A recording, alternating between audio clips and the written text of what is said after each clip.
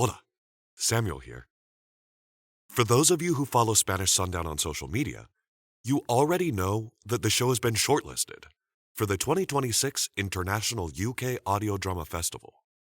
I am so excited about this. It's a chance for the show to share the stage with dozens of other projects from around the world in around 30 different languages. How cool is that? And all this means that this week, Spanish Sundown is touring in Canterbury, England. So check @Spanish Sundown on Facebook and Instagram for updates on the festival. While we're on the road, I wanted to share a show with you that I just love, Lore and Crime. Lore and Crime is a narrated podcast that brings dark historical tales to life. Each original episode blends true crime with eerie folklore, unraveling forgotten murders, strange tales, and haunted legends. I was so fascinated after listening that the creator and I started talking, and we've since become friends. I hope you love it as much as I do, and if you want to hear more, you can visit loreandcrime.com or check the show notes for links. Enjoy the show.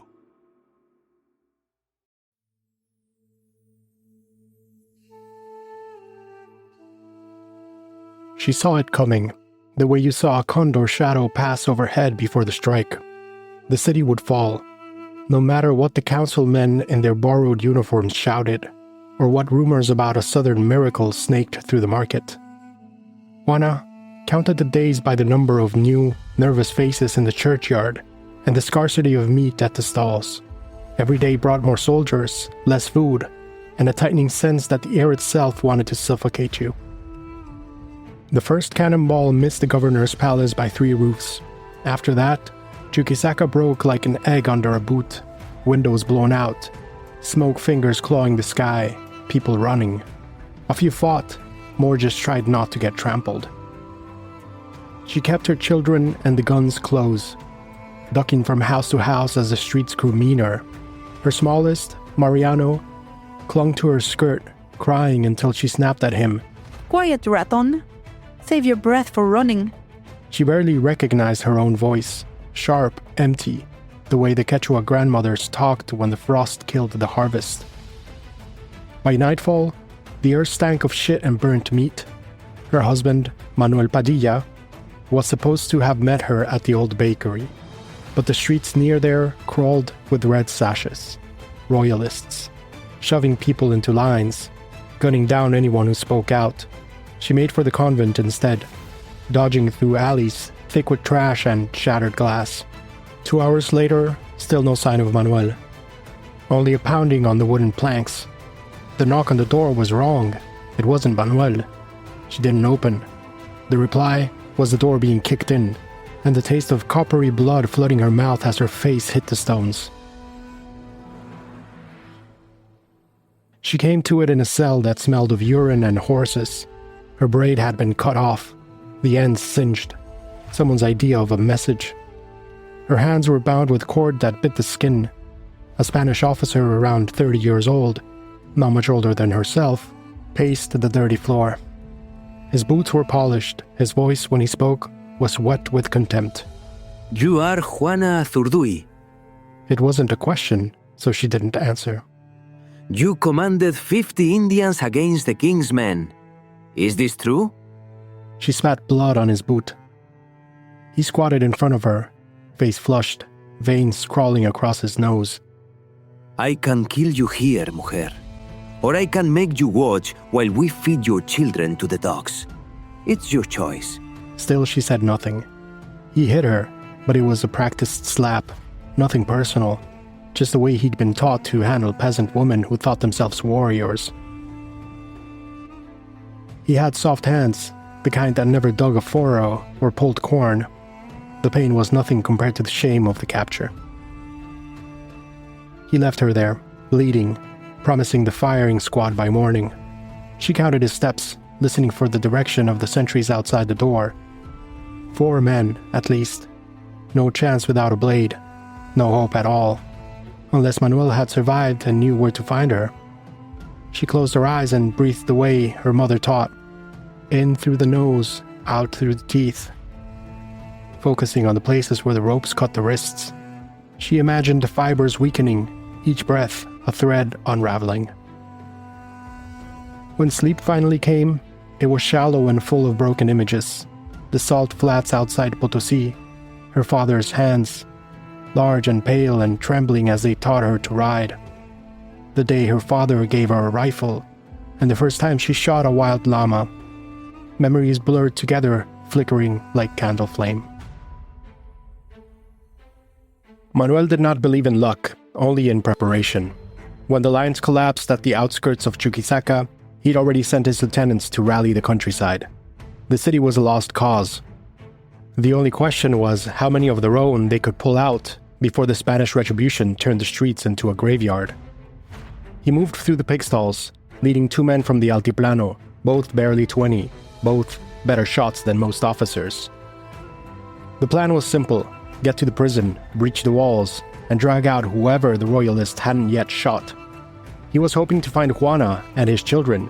They had gone missing in the skirmish. The smell there could kill a mule, but Manuel ignored it. He focused on the map he'd memorized, the corners and turns. They moved fast, silent, pausing only when a distant musket report echoed overhead. He missed Juana's voice more than he expected, even her anger, especially her anger. They jumped a few walls and ended up next to the arsenal, where 3 Spanish soldiers stood smoking and talking about the whores they would visit after the victory parade. Manuel dispatched them with a knife and a garrote. No wasted effort. The boys took their jackets and hats, covering the blood with mud and shit, then followed Manuel Padilla into the night.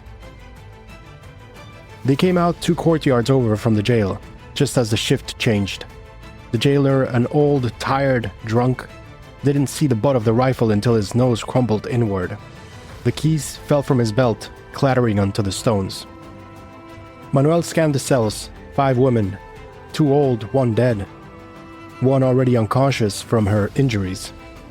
The last had her back to the bars, head tilted at an angle he knew well. Juana, stubborn, even in defeat. He knelt. Querida, are you able? She looked at him like he was a ghost. What took you so long? He grunted, breaking the lock with the butt of his knife. Had to kill 3 men and crawl through shit.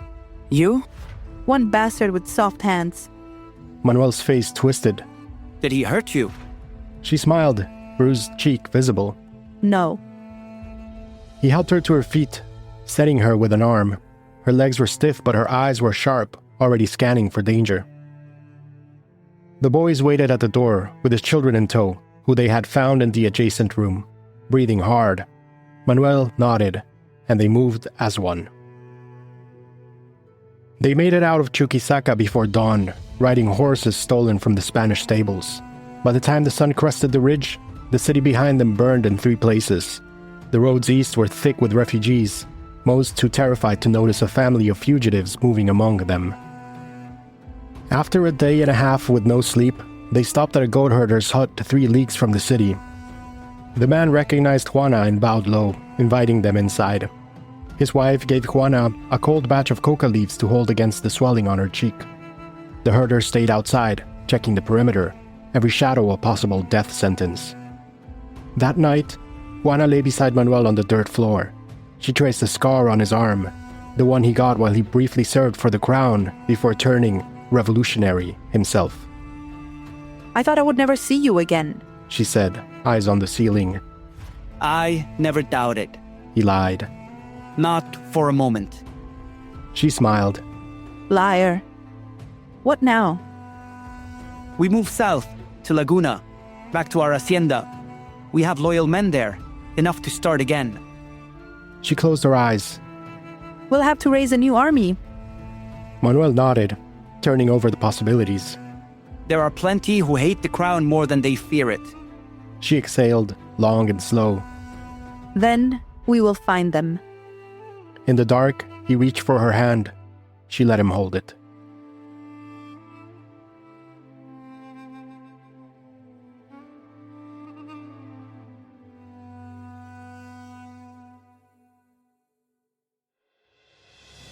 They reached Laguna on the 3rd day, horses foaming and spent. The village was little more than a collection of mud walls and thatched roofs, but the people came out in force to greet them. Word had already traveled. Comandante Manuel Padilla and his wife, Juana, the mestiza warrior, had escaped from the jaws of death. Some knelt, some cried. A few shouted curses against the Spanish, waving sticks and stones. Juana spoke little, nodding to each in turn. Manuel did the talking, rallying the men, promising them vengeance and freedom.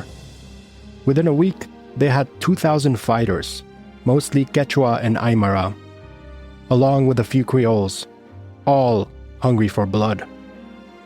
The hacienda became a fortress, livestock slaughtered for rations, fields dug out for trenches and blind pits. Juana trained the women with spears and muskets, drilling them until they bled from their fingers. Manuel organized the men, turning farmers into killers with a glance and a growled command. The Spanish sent scouts. Manuel caught them and sent them back minus their heads. The days blurred together, marches, drills, nights planning by candlelight. Juana rarely slept, but when she did, she dreamed of fire and the smell of her own singed hair. One morning, as the mist hung low and the sky threatened snow, a boy came running from the northern pass. Troops! He gasped, doubling over. Hundreds, maybe more. Manuel looked at Juana, awaiting her word. She didn't hesitate. We meet them in the quebrada. Set the traps. No prisoners. Manuel grinned, wolfish, adrenaline sharpening his features. Por la tierra y sangre. For land and blood, he said, the phrase like a vow. Juana mounted her horse and looked out over the valley, her braid ragged but defiant. The sun rose behind her, turning the fields red as an open wound. This was the new Republic of La Laguna, 2,000 fighters, a few guns, and a woman who would rather die than see her children live as slaves. In the distance, the drums of the Spanish echoed off the stone, but the land belonged to Juana, and she would teach the invaders to bleed.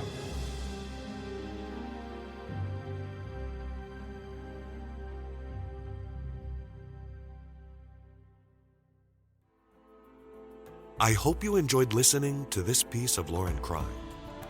Remember to visit loreandcrime.com or check the show notes to hear the full episode and subscribe. Until night falls and the voices speak again, thank you for listening to Spanish Sundown.